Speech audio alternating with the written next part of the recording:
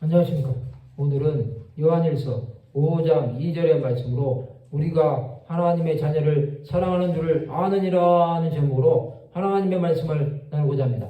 본 말씀은 우리가 하나님을 사랑하고 그의 계명들을 지킬 때에 이로써 우리가 하나님의 자녀를 사랑하는 줄을 아느니라. 우리는 하나님의 자녀로 살아가고 있습니다. 오늘은 우리가 하나님의 자녀를 사랑하는 줄을 아느니라에 대해서 생각해보는 시간을 가지고자 합니다. 오늘 본문에 보면 우리가 하나님을 사랑하고 그의 계명들을 지킬 때 이로써 우리가 하나님의 자녀를 사랑하는 줄을 아느니라고 말씀하십니다. 우리는 하나님을 사랑합니다. 그것은 예수께서 십자가에서 죽으심으로 하나님과의 원수된 관계를 회복시켜 주심으로 이제는 하나님께 나아갈 수 있게 하셨습니다. 하나님을 사랑하는 것은 그의 계명들을 지키는 것입니다. 그의 계명은 형제들을 사랑하라는 말씀을 지키는 것입니다. 하나님을 사랑하기에 예수께서 구원하신 하나님의 자녀들을 사랑함으로 그의 뜻을 온전히 지키는 것입니다.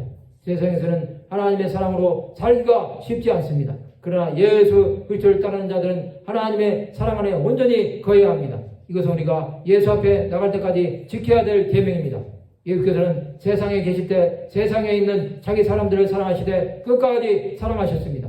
우리는 이것을 따라서 하나님의 사랑으로 죽어가는 자들을 사랑함으로 그들에게 하나님의 사랑을 전하는 자들이 되어야 합니다. 아직도 하나님의 사랑을 알지 못하는 자들이 있다면 이것은 하나님을 알지 못하는 것입니다. 하나님의 사랑은 우리가 온전히 주의 뜻대로 살 때 사랑할 수 있는 것입니다. 우리가 계명을 지킬 때 하나님의 자녀를 사랑하는 줄을 아는 것입니다.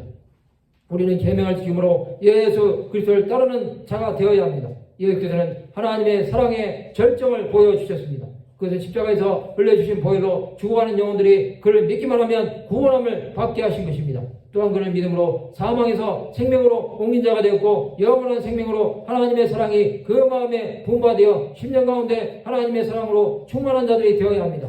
예수를 믿는 것은 하나님의 사랑을 모든 자들에게 보여주는 증거가 되는 것입니다. 성도 여러분, 하나님의 사랑은 그의 계명인 형제들을 사랑하는 것입니다. 이 사랑으로 사는 자들은 오직 예수 그리스도만을 위해 자신의 목숨까지도 바칠 수 있는 자들입니다.